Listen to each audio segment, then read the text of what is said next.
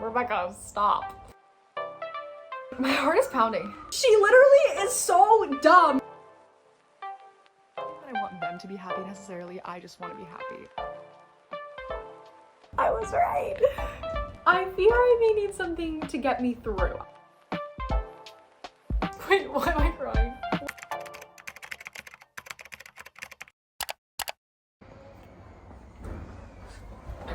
Okay, welcome back everyone to the floor of my living room. Today we are going to talk about the Iron Flame Onyx Storm Purgatory. I have been reading this book for the past 5-6 days and I have exactly 400 pages left, which is not thrilling me. The longest book I ever read was 608 pages, I think. It was the third book of the Chaos Walking trilogy, Monsters of Men, which, you know, I read that one in 6 days, which was like a big thing for me. That was a massive goal that I accomplished. Also, noodles. This is my favorite dinner. God tier dinners that we've ever made, but my boyfriend single-handedly makes, have been some type of like noodle broth ramen situation. Corn, goated. What I'm deciding to do today is bring you along for my reading journey. Originally, I was just gonna do a reading vlog of Onyx Storm. I fear I may need something to get me through. I fear I may need something to motivate me to even finish this, because this is just a lot. I've really sat with my thoughts lately, and I think that sounds, I don't like to normally do that, okay? But I allowed myself to stew in my brain for a moment. What I've come to terms with is that I enjoy this. I think it's awesome. I think it's fun, but I feel very passively about it. I feel as if I'm not present while I'm reading it and I'm just being told a story.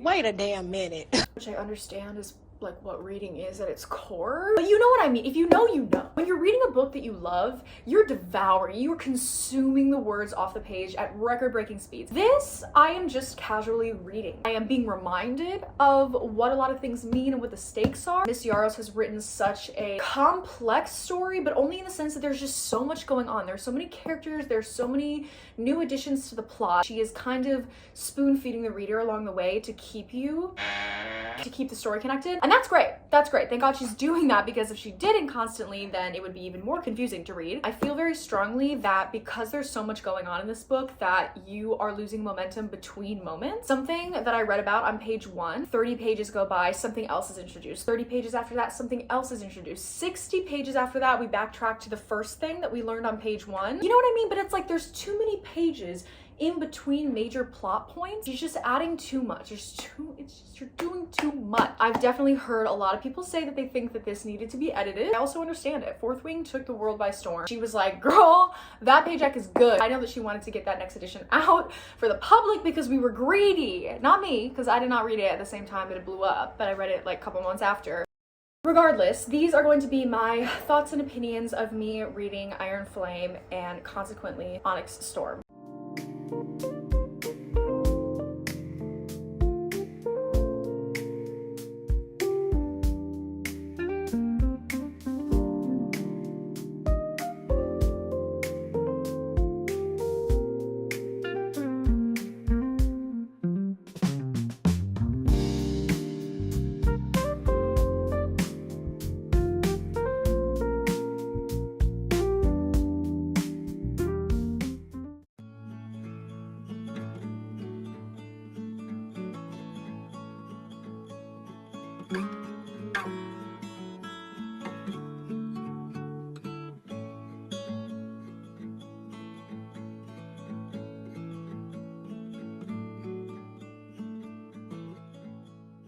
Okay, quick tangent from the last time I talked. I think I was being a little bit dramatic when I said that there were a ton of characters in here. We're definitely still focusing on the main, like Rhiannon, Sawyer, Rhydock, all of her squad mates, Dane. I really am liking the relationship between Imogen and Violet. It's still very clear that Imogen is only looking out for Violet under Xaden's request, because Violet has to be a little bit more closed off from her friends. The forced proximity of them together just is creating like this funny banter every once in a while where Imogen's like, I mean, if you're not talking to your friends, you should probably open up to somebody, and I don't really care to hear about it, but like, you can tell me if you want. And Violet's like, maybe, because I'm about to burst. Also, no spoilers, but last night I got to a part where a character has been introduced to the story who is going to make Violet's life very hard, and that is all I'm gonna say.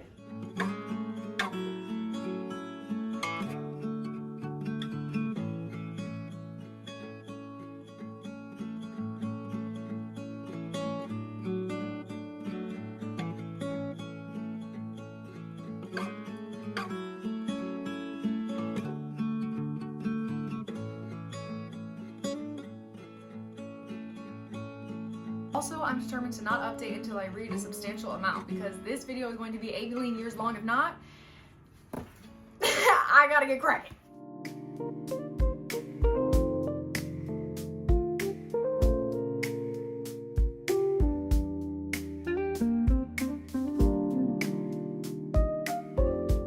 Okay, I just wanted to quickly update before I go to work. I am about 100 pages past where I started this video, so I'm now on 320, chapter 36. Things have definitely escalated in the plot department. We are furthering the plot with a lot more action now versus just information that's gonna help us further the plot. There's a lot more actually going on. She is starting to be a lot more truthful with those around her and has now sort of like enlisted their help in what's going on, which is great. Glad that we're not just getting the same repetition about Violet having to lie to people. That is definitely something that I have been kind of annoyed about, is just how much we're being reminded that Violet can't lie or just like doesn't want to lie because she's such a truthful heroine. I don't hate her, I love her, but it is a little bit repetitive to hear her like every other line say, I mean, selective truths, right?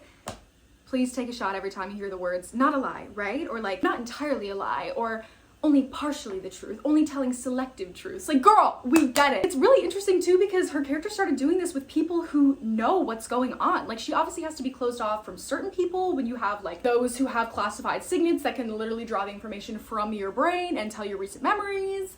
Not saying who. It makes sense why she has to be more closed off, but she would start saying things to like Taryn in her head and then she'd be like, not totally a lie. And it's like, why are you lying? He knows. It just became very repetitive and that's something I didn't really like. The only other thing that's been a little bit repetitive and annoying is the Violet-Xaden relationship. I know a lot of people don't like this book because in Fourth Wing they were enemies to lovers and in this one we are sort of enemies to lovers again. But what I would say about that is that we are not really enemies. They are just two people who are incredibly damaged, incredibly tortured, have secrets that they need to keep in order to literally protect those around them, and they can't be 100% honest with each other, but they're trying to navigate that when it comes to a relationship. She feels insecure and needs that trust back. I actually think it's like a pretty decent conflict that they're going through. I completely understand both sides. Violet has been burned in the past by Xaden, so she wants to make sure that she has his complete and utter trust, but I also completely understand Xaden. And I think the thing that is pissing me off about their conflict, Xaden will literally be like, I would walk to the ends of the earth for you. If you were in danger, I would break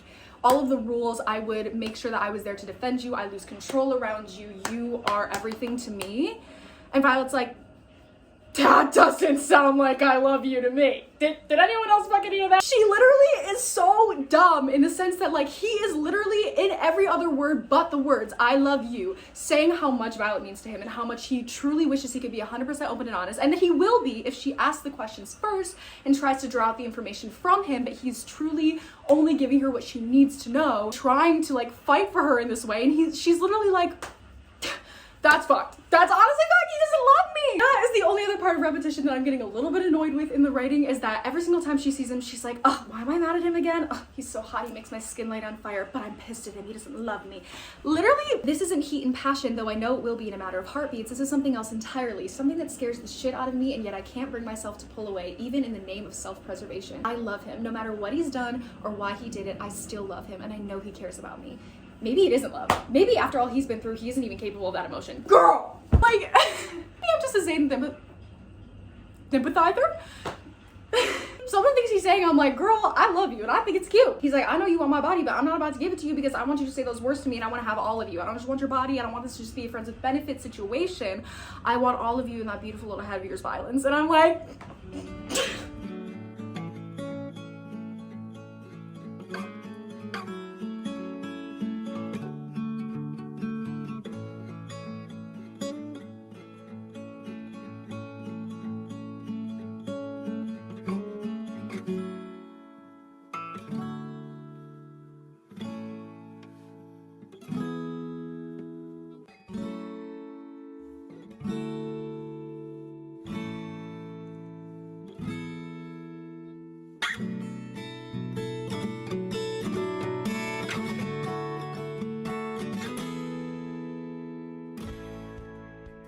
I'm talking a little quieter. My radiator is bubbling, but my boyfriend is sleeping, and it is late.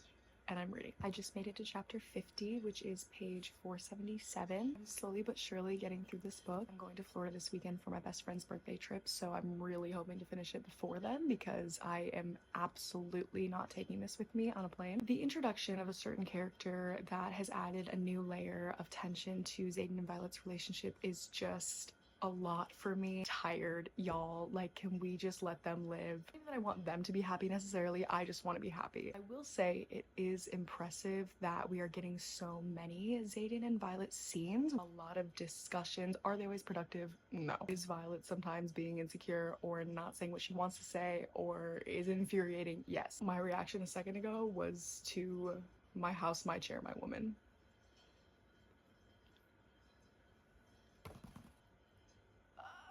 Okay. And at the tail end of My House, My Chair, My Woman, we actually got another productive conversation. On the one hand, I will commend Rebecca Yarros for that, but I will say just so much having happened in their relationship up until this point, they are getting to the point where I don't even know what's going on anymore. Like, I don't actively understand what they're fighting for still. I mean, I do, but like, I don't understand who is on which side, who has said I loved you at this point, who hasn't, who is going back on their word, who is keeping this secret, who is insecure over this new character, who is this, that. While I do appreciate how many scenes we are getting, it is getting a little bit much to keep track of their constant tension and turmoil, the different sides that they're always taking. There's also still lore dumping happening, even though we are this far from the end, and I'm kind of like, what is the main conflict of this book? One of my friends reviewed this on their Goodreads and said that this is like reading a mini-series, and I completely agree. There's no distinct plot, there's no one main event that we're building to the whole time. I guess my main question now, being at page 477 of 623, is what is this? Gonna be some sort of battle, I know, but it's like, when is that coming? How big of a battle is it gonna be? Because they still say that like the main issue that's happening is still like a year out. Are they just gonna push that timeline and suddenly everything's gonna come crashing down and like the conflict of everything is about to happen in these next 200 pages? Or is that what Onyx Storm is about? Like, I just have no idea where this is going. It's like fun to read about, but it's just very inconsequential when like nothing too bad is happening. It's just kind of like all a collection of mini bad events, but nothing majorly devastating. That's how I'm feeling right now. But at least we're getting through.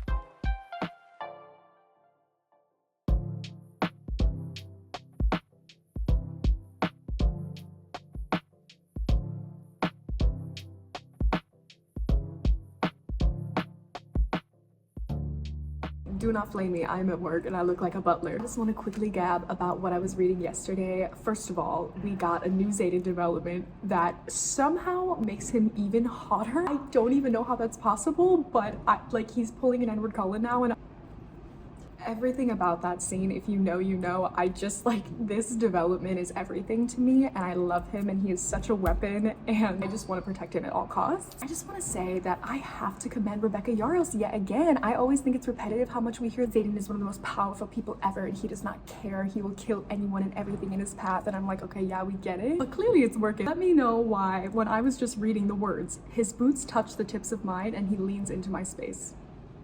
It says, am I gonna hurt you? His boots touch the tips of mine, he leans into my face. The power that this man exudes is crazy, because I read him doing something as mundane as literally taking a step closer into her space, and I am like literally giggling to myself. He has power over me, and he is not real. I'm scared.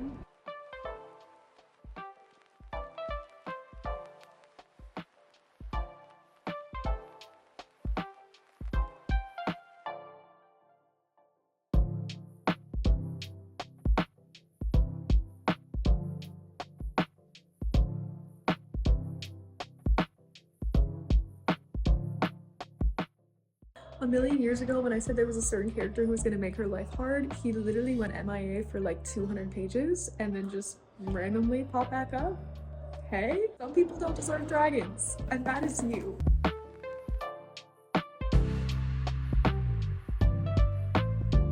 This makes sense that this just happened, but I did not see it coming.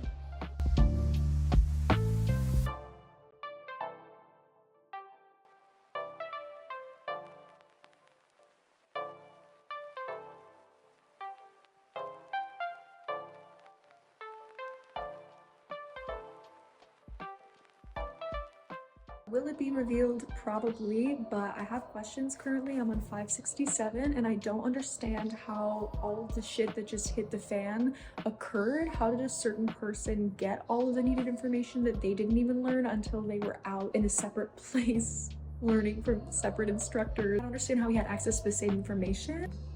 What was this person's discovery of... I have so many questions.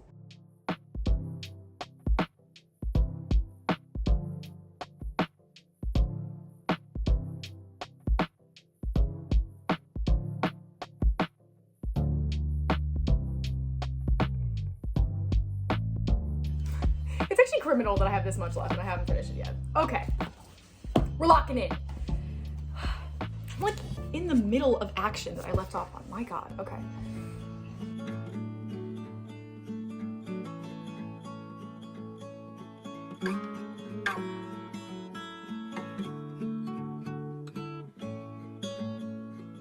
I have a feeling that Andarna is going to be the key to what's going on right now, but we will see. I'm catching my reaction because I feel like some shit is about to be revealed.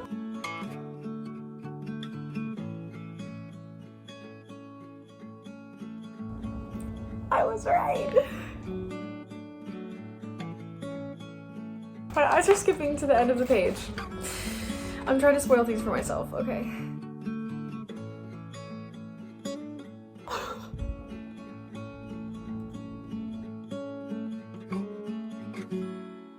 Why? I don't care. I don't care.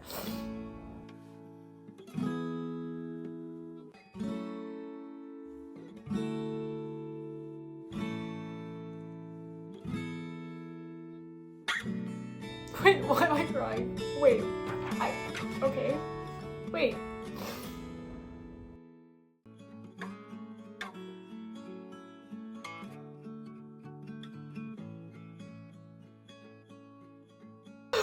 What's happening? Wait. Wait. Popping back in.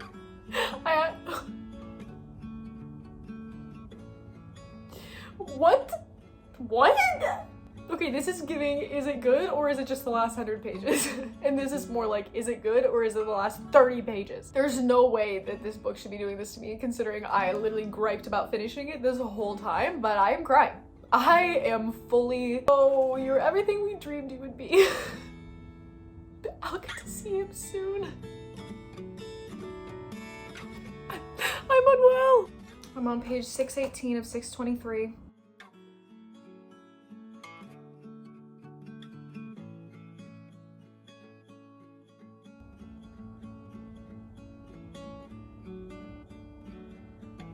No, I actually don't. No, okay. Okay, I'm trying to spoil it for myself. I'm literally gazing. Oh, wait, it's his, sorry, spoiler, POV change. No, no, no. I'm sweating, I'm fully sweating.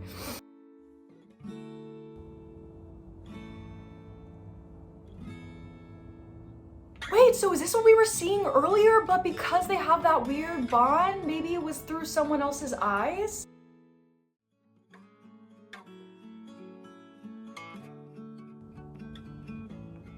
Invisible strings of power that bind me like a trussed chicken? Okay, wait. What? Rebecca, stop. Wow, that is cool. Wow, that is... I am gagged. No, I'm pissed. This cannot happen just for this. Like, I can't be this affected in the last 2 pages when I went through purgatory, but I am. I'm like skimming. I'm sorry, I'm skimming because I'm skimming. Okay, I know I'm gonna run out of storage at any moment, so I'm literally quaking right now, but what just happened? I continued reading and it actually is, I'm even more confused. It's giving the end of the break, I'm flustered. It's giving the end of Breaking Dawn Part 2 right now, and like, my heart is pounding. I'm an empath. No, my heart is literally pounding and I'm sweating and my body's in a state of panic and all I'm doing is reading words in black ink on a piece of paper. Like Alexis. So no, it did.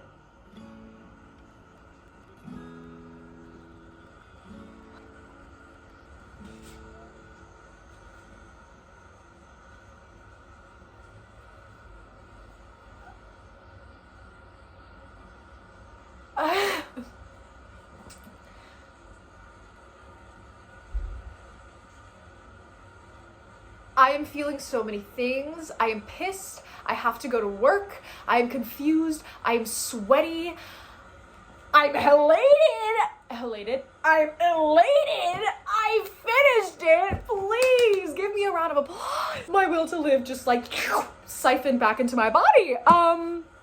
Wow. Okay. Well, this is awful because I'm about to go to work and I'm absolutely not going to break this down in the middle of my shift, but thoughts and opinions to come because what was that? What was that? Are you going to shout something in a minute? I am back from work and serving the public and I am now here to talk about I'm so scared. You pay me in advance. I am back from work and I am ready to sort of talk about this book. I think I settled on a 3.5 as the rating and I will not go higher than that. I think it is very unfair that the last 100 pages pulled out all of the stops in this book because thinking about where we started feels a million years from where we ended up because it was. I feel as if I have aged 80,000 years since reading this. How long was I reading this for? A month? Definitely not a month. Close. Definitely felt like a month. It's so tough because I tabbed so many pages in this. There were so many moments that were really good or I felt like I should mark down so that I would remember them in the future, but like I just don't feel like it's fair to have to make someone sit through this much lore dumping. Definitely needed to be edited. I still stand by that. That is a great critique that people put out there. I was absolutely not anticipating to cry at the ending of this. I know the ending was always said to be very crazy and you kind of like flip to the last page and you're like, that's it, or at least that's what I've heard a lot of people say. I was not expecting to cry in the slightest and I don't even know why I was. Honestly, I think that was a fluke because there's no way that I care about that character that much. But I guess I did. The coolest part about the ending to me was that something that has been happening the entire book turned out to be something else without saying anything too spoiler related. A reoccurring scene that's been happening to Violet throughout the book was actually not what we thought it was. I think it's actually cooler than where a certain character ended up at the end of this. That was still like a very shocking reveal to me, but then as soon as we got that little like change at the end there, that was just insane. This book has really good moments, just like Fourth Wing did. I think I just love this world. I like these characters, but it could absolutely have been 100 pages shorter. I think I'm just glad that I went ahead and marked down all of those crazy moments so that I never ever have to sit through and read this fully ever again. I can just hopefully go from tab to tab, all of the actual moments that made me gasp or I clearly felt were relevant. A main critique that I've settled on with this book is that the reason why it feels so long is because there's no discernible plot. We are getting so many things happening all of the time, which on the one hand is entertaining. It doesn't feel like we're actually working towards anything. I still got to like the 200 pages left mark and I was like, what is going on? I don't understand what we're working towards. And that's kind of how the whole book feels. Yes, it's exciting, but if you're not working towards something or you don't have any anticipation building for something, it just makes all of the moments that are a little bit less exciting feel pointless because you're like, why am I learning about this right now? And yes, in hindsight, it was exciting how much information we got. If it was a little bit clearer what we were working towards, or at least it kind of seemed like there was gonna be, I don't know, maybe I don't mean that, because like I said, the weird reveal that happened at the end that kind of was a weird, like very minor subplot through line that was happening turned out to be crazy, but also like it was not in it enough leading up to that point for me to think that that had anything relevant to do. Well, no.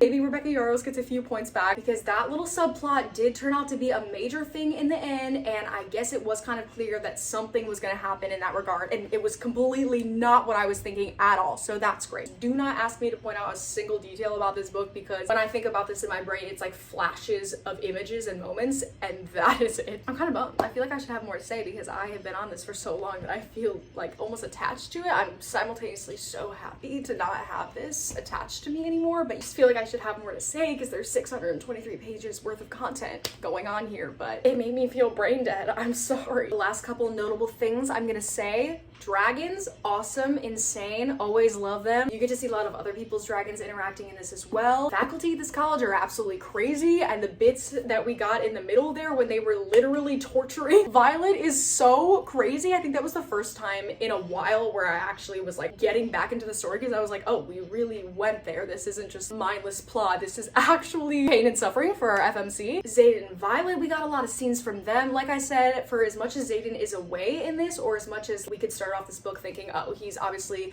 graduated, he's not going to be here, he's going to be at the outpost very much, I feel like we still got a lot of scenes with them, given she did have a lot of time apart from him. But if you are a Xaden and Violet lover, I think you will be able to appreciate that about this book. If you are interested in the lives of any other person that goes to Basquiat, you will also probably enjoy this, because we do get a lot of those side characters. Not always too much. I mean, some of them still fall in, like, they live within their archetypes and they don't dive too much further in, but we do see more of them. So there's a lot more group scenes, a lot more banter going on. And I think the most disappointing part is that I am excited for Onyx Storm, and I literally hate that. Obviously read this because I want to be able to get into Onyx Storm next, just because everyone is reading it right now. I mean, it's literally March, so everyone has already read it. I just wanted to be like in the loop on what was going on. I am excited. I don't know what's gonna happen. I've heard so many good things about Onyx Storm being so much more action-packed, so much more fast-paced, and just generally intriguing. I think there was an editor working on that one. Just kidding. I think that is it. That is all I have to say about Iron Flame. We are finished, and I am very excited to embark on Onyx Storm, especially where this left off. I have heard some theories about why it is called that, and I think I agree, and I'm theorizing. I did originally say that I was going to do Onyx Storm in this video as well, but that just turned out to not be the case. This took me a lot longer than I anticipated, and I'm just going to put that in a whole separate video. So thank you so much. This is the end of my very first reading vlog, and that is incredibly exciting. So I hope you enjoyed hearing my thoughts and opinions on Iron Flame. Thank you guys so much for watching, and I will talk to you soon. Bye-bye.